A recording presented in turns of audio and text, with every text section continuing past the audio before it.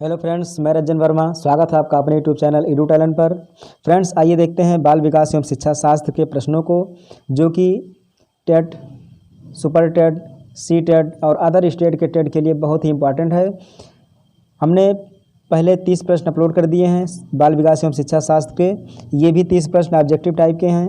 अंत तक जरूर बने रहिए, क्योंकि ये वीडियो बहुत ही इंटरेस्टिंग होने वाला है। बहुत ही अच्छे अच्छे प्रश्न हैं जो कि कंपटीशन में अक्सर पूछे जाते हैं। तो आइए देखते हैं बाल विकास एवं शिक्षा शास्त्र के प्रश्नों को। तो पहला प्रश्न है इसका, निम्नलिखित संरचनाओं में से शिक्षा का अधिकार अधिनियम 2009 किसकी वकालत करता है? तो इसमें विकल्प को देखते हैं। समावेशी शिक्षा,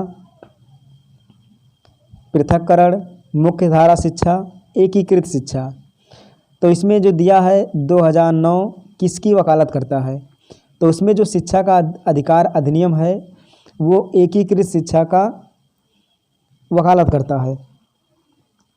चलिए अगले प्रश्न को देखते हैं। देखिए, इसमें कुछ नियम भी दिया हुआ है। शिक्षा का अधिकार अधिनियम 2009 समावेशी शिक्षा की वकालत करता है, जिसके अनुसार शैक्षणिक आवश्यकताओं की पूर्ति के लिए एक सामान्य छात्र तथा एक दिव्यांग छात्र को समान शिक्षा प्राप्ति के अवसर मिलने चाहिए। यह शिक्षा व्यवस्था एकीकरण के सिद्धांत पर आधारित है, तो इसीलिए हो जाएगा एकीकरण, एकीकृत शिक्षा।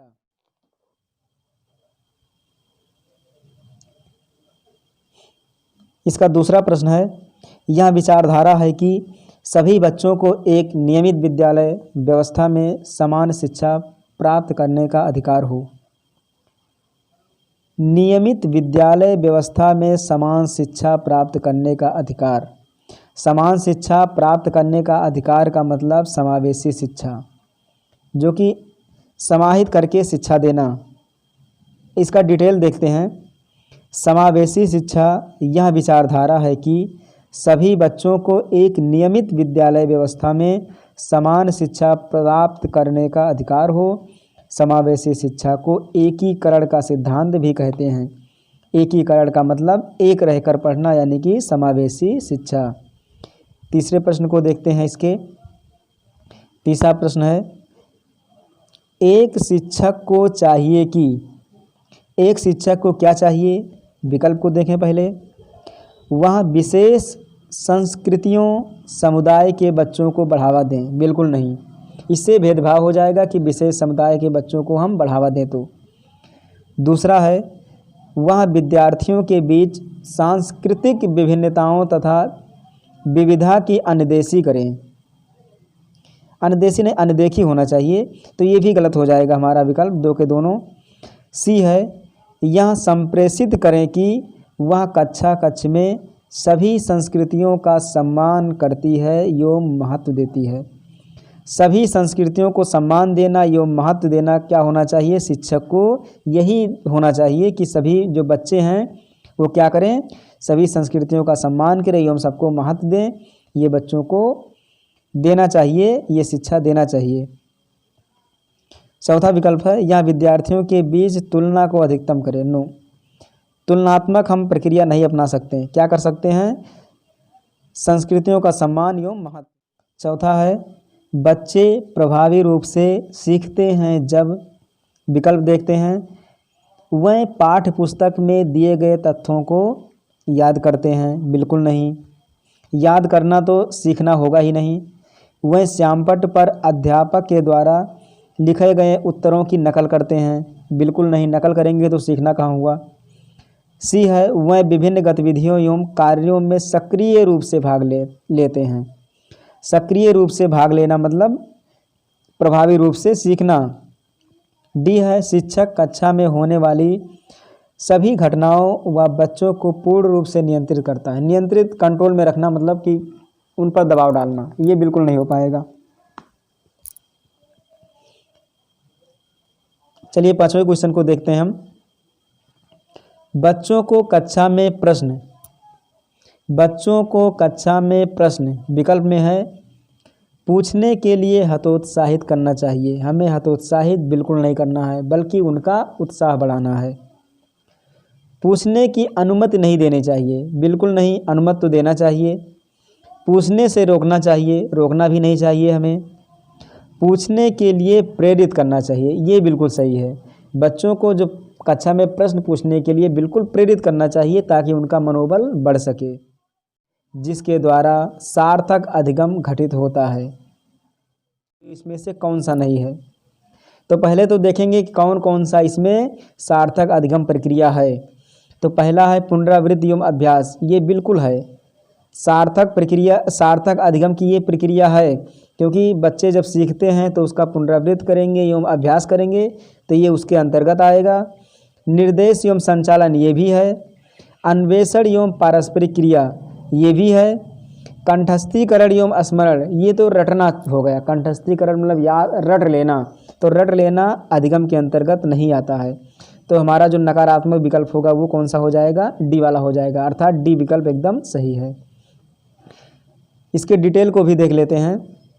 कंठस्थीकरण एवं स्मरण सार्थक अधिगम की मुख्य प्रक्रिया नहीं है, क्योंकि सार्थक अधिगम के अंतर्गत किसी विषय वस्तु को पढ़ने के उपरांत उसकी पुनरावृत्ति, अभ्यास, अन्वेषण, पारस्परिक क्रिया छात्र को अधिगम में सहायता करती है। इसलिए जो कंठस्थीकरण एवं स्मरण हो जाएगा वो क्या है? अधिगम की प्रक्रिया नहीं है। अगले क्वेश्चन को देखते हैं। अगला क्वेश्चन हमारा मिलान करने वाला है। इसमें है निम्नलिखित में से कौन सा स्तंभ का के बच्चों को स्तंभ खा में उनकी प्राथमिक विशेषताओं के सही मिलान को प्रस्तुत करता है? तो इसमें देखेंगे एक एक करके कौन सा सही हो सकता है किसके अनुरूप। पहला दिया हुआ है प्रतिभाशाली। प्रतिभाशाली बच्चे किस प्रकार के होते हैं? प्रतिभाशाली बच्चे होते हैं शीघ्रता से एवं स्वतंत्र रूप से सीखने की योग्यता।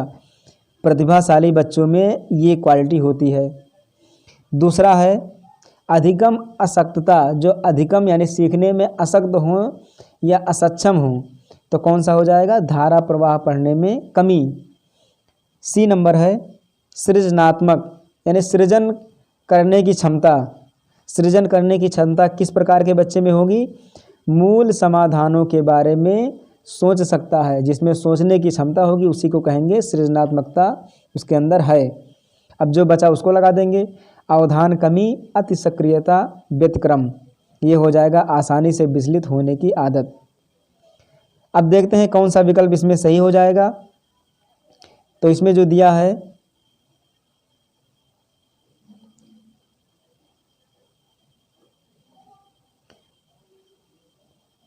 ये हमारा जो विकल्प है दिया हुआ था, ये बी सी डी 4 विकल्प दिए हुए थे, तो चारों में ये वाला गया था 4 पर, बी वाला गया था 1 पर, सी वाला गया था 2 पर, डी वाला गया था 3 पर, यानी कि विकल्प ये सही हो जाएगा। अगले प्रश्न को देखते हैं इसके 8वें वाले को। 8वां प्रश्न है बच्चों की गलतियां। बच्चों की गलतियों में क्या हो जाएगा? कौन सा विकल्प इसमें सही हो जाएगा? लिखा है बार बार अभ्यास करने के लिए कहकर तुरंत सुधार देनी चाहिए। बिल्कुल नहीं, अगर उनसे बार बार अभ्यास करवाएंगे तो वो बच्चा परेशान हो जाएगा और वो उसमें रुचि खत्म हो जाएगी कार्य करने की।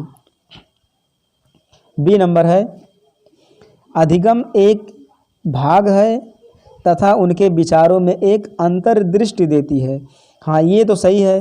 चलिए सी वाले को भी देखते हैं, अभी क्लियर हो जाएगा कौन सा बिल्कुल सही है। शिक्षण अधिगम प्रक्रिया में महत्वहीन है। शिक्षण अधिगम प्रक्रिया में महत्वहीन नहीं है बल्कि महत्वपूर्ण है ये। तो ये बच्चों की गलतियां नहीं हैं, प्रदर्शित करते हैं कि बच्चे कितने लापरवाह हैं। लापरवाह हम कहाँ साबित कर सकते हैं बच्चों को? तो ये भी गलत, ये भी गलत, ये भी गलत, सही एकदम हो जाएगा बी विकल्प हमारा। अगले क्वेश्चन को देखते हैं 9वें वाले को। 9वां है मूल्यांकन को कौन सा सही होगा? शिक्षण अधिगम प्रक्रिया का एक भाग होना चाहिए। जी हाँ, मूल्यांकन क्या है? शिक्षण अधिगम प्रक्रिया का एक भाग बिल्कुल होना चाहिए। तो ये तो सही हो जाएगा अभी। बाकी देखते हैं केवल नंबरों के संदर्भ में करना चाहिए। नंबरों के संदर्भ में, जी उनको अंक प्रदान करेंगे कम या ज़्यादा, पास फेल, तो उनमें क्या आएगी? उनमें डीमोटिवेशन आएगी, तो इसलिए वो नुकसानदायक है बच्चों के लिए। सी नंबर है वस्तुनिष्ठ प्रकार के लिखित कार्यों पर आधारित होना चाहिए। बिल्कुल नहीं, एक अलग गतिविधि के रूप में लेना चाहिए, बिल्कुल नहीं। क्या है? शिक्षण अधिगम प्रक्रिया का एक भाग होना चाहिए मूल्यांकन। तो ये नंबर सही है। इसके डिटेल को भी देख लें। मूल्यांकन शिक्षण अधिगम प्रक्रिया का एक भाग होना चाहिए जिससे कि छात्र के अधिगम स्तर की जांच की जा सके, न कि यह उसके अधिगम संबंधी समझ के विषय में निर्णय लेने के लिए एक प्रमुख मापांक होना चाहिए। निर्णय लेने के लिए मापांक नहीं होना चाहिए, बल्कि क्या होना चाहिए? एक अधिगम प्रक्रिया का भाग होना चाहिए, सीखने की प्रक्रिया का भाग होना चाहिए। अगले क्वेश्चन को देखें, 10 वाले को। संरचनात्मक दृष्टिकोण के अनुसार अधिगम है। संरचनात्मक दृष्टिकोण के अनुसार अधिगम क्या है? एक निष्क्रिय एवं व्यक्तिपरक प्रक्रिया है। निष्क्रिय तो कह नहीं सकते, नकारात्मक आ गया, इसको पहले ही काट देंगे। बी है जानकारी के अर्जन की प्रक्रिया। जानकारी के अर्जन की प्रक्रिया तो है, परंतु अधिगम का मतलब होता है सीखना, ना कि जानकारी रखना। अनुभव के परिणाम के रूप में व्यवहार में एक परिवर्तन होने की प्रक्रिया। ये सही हो सकता है, परंतु हमें एकदम सही देखना है कि कौन सा होगा। एक सक्रिय एवं सामाजिक प्रक्रिया, एकदम बिल्कुल सही है ये।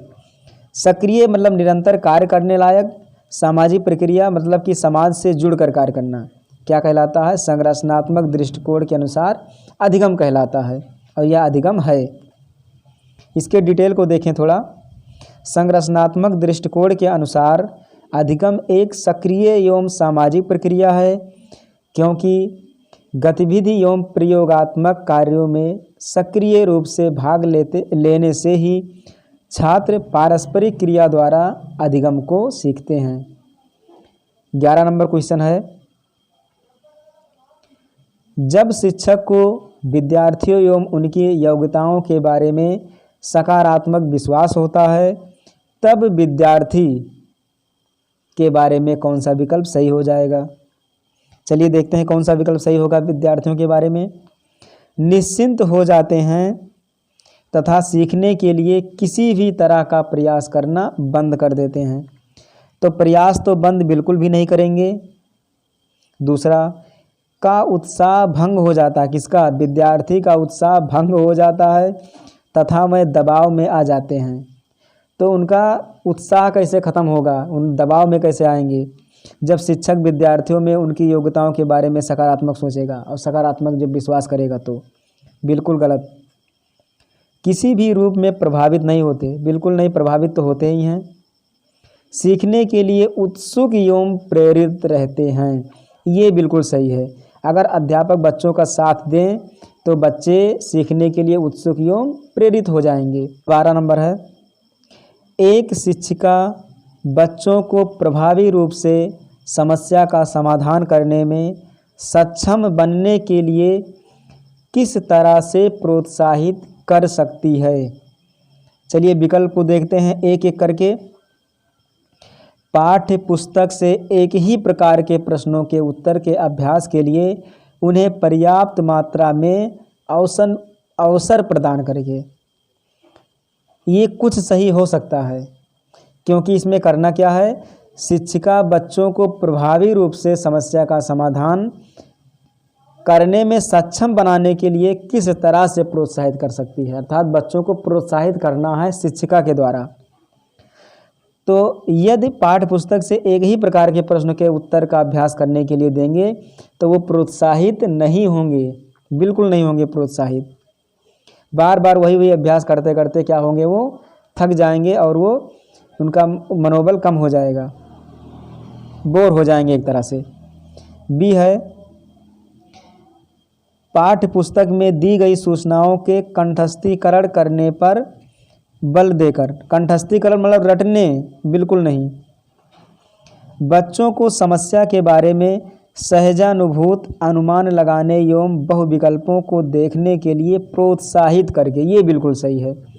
अनुमान लगाना एवं बहुविकल्पों को देखने के लिए प्रोत्साहित करना मतलब उनका मनोबल बढ़ाना, बिल्कुल सही है। हमें डी वाले को देखने की कोई आवश्यकता नहीं है। 13 नंबर देखते हैं इसका। वह विधियां जिनके प्रयोग में विद्यार्थियों की स्वपहल व प्रयास शामिल हैं, निम्नलिखित में से किसका उदाहरण है? ये बहुत ही बढ़िया प्रश्न है। वह विधियाँ जिनके प्रयोग में विद्यार्थी की स्वपहल एवं प्रयास, मतलब अपने द्वारा किया गया प्रयास। अपने द्वारा किया गया प्रयास का मतलब होता है अधिगम कर्ता केंद्रित विधि। सीखने वाला खुद ही प्रयास करे, अधिगम कर्ता केंद्रित विधि हो जाएगा ये। इसमें बाकी विकल्प देखने की कोई आवश्यकता ही नहीं है। 14 नंबर है, नीचे लिखी हुई स्थिति किस सिद्धांत को दर्शाती है? कुछ इसमें पैसेज दिए हुए हैं, इसको देखते हैं बढ़िया से।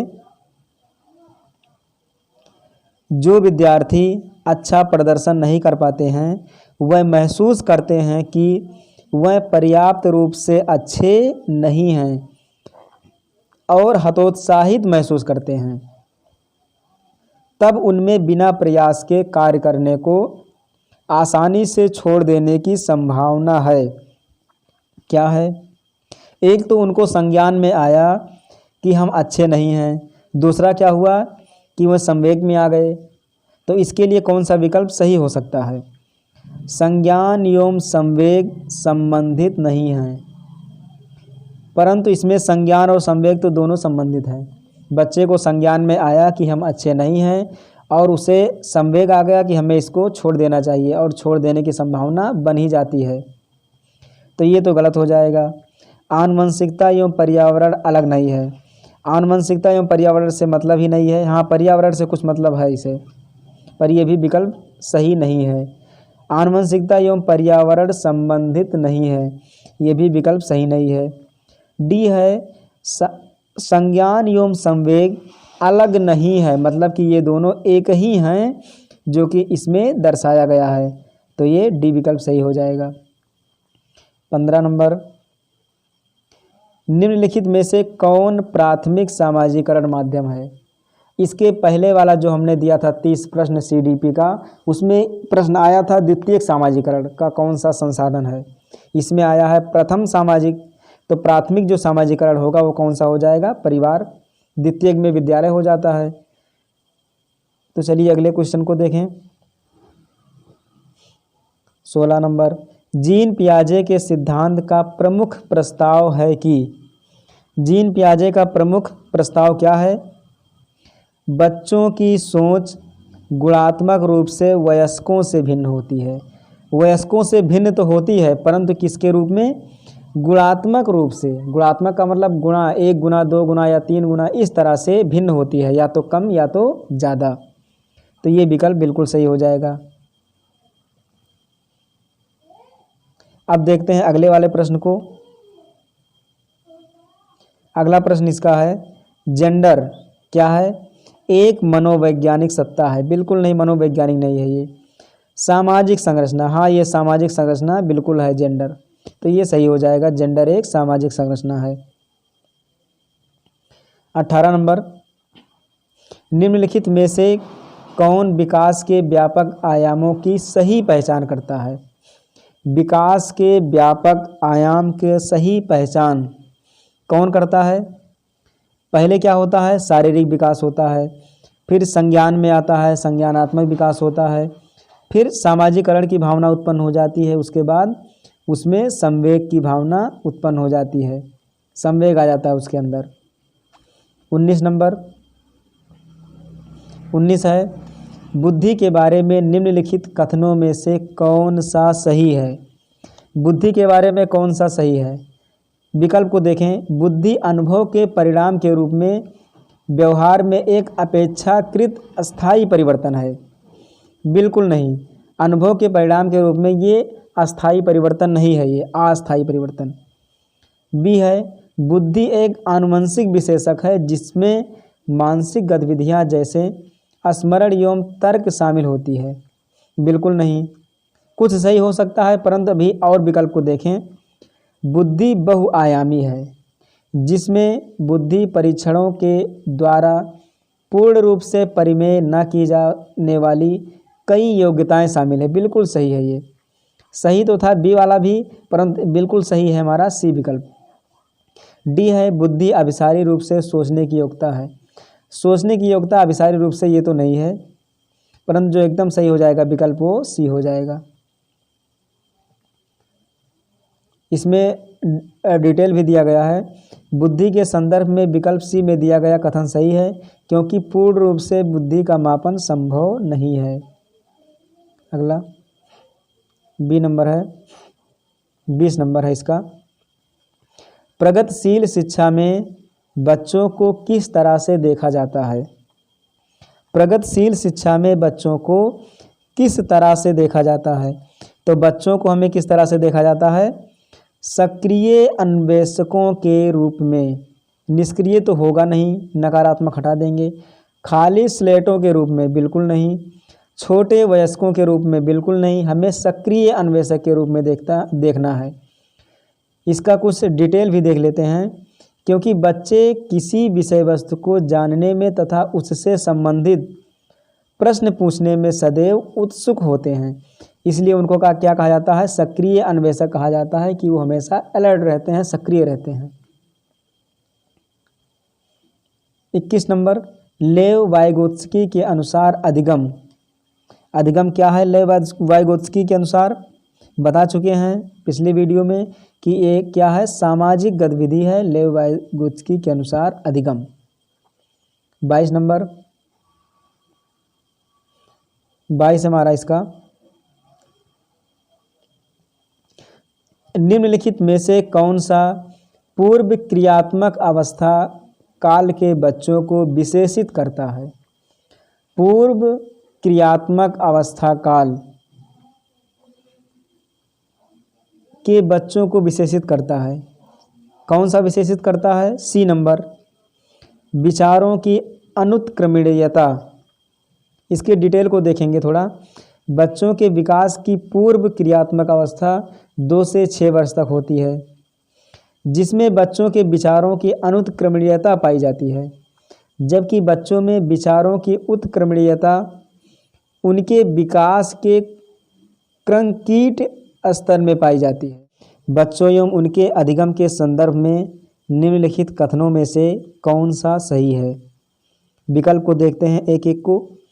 बच्चों को सीखने के लिए अभिप्रेरणा तथा सीखने के लिए उनकी सक्षमता केवल आनुवंशिकता के द्वारा पूर्व निर्धारित है, तो आनुवंशिकता के द्वारा पूर्व से निर्धारित नहीं होती है।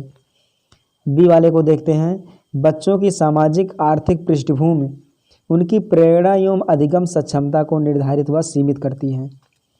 ये सही तो हो सकता है, परंतु और विकल्प को देखें।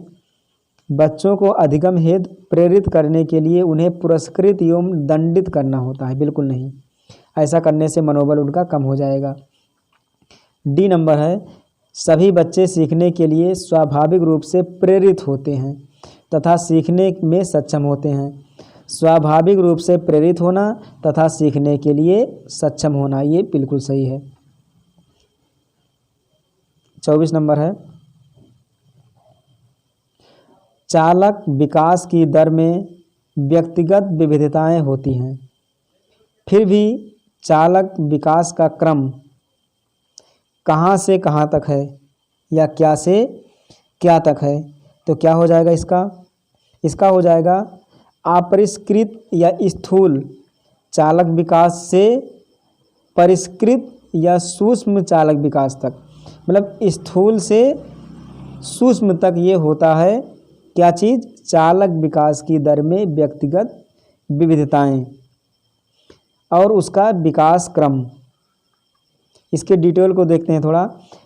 चालक विकास की दर में व्यक्तिगत विविधताएं होती हैं, फिर भी चालक विकास का क्रम स्थूल से सूक्ष्म चालक विकास तक होता है।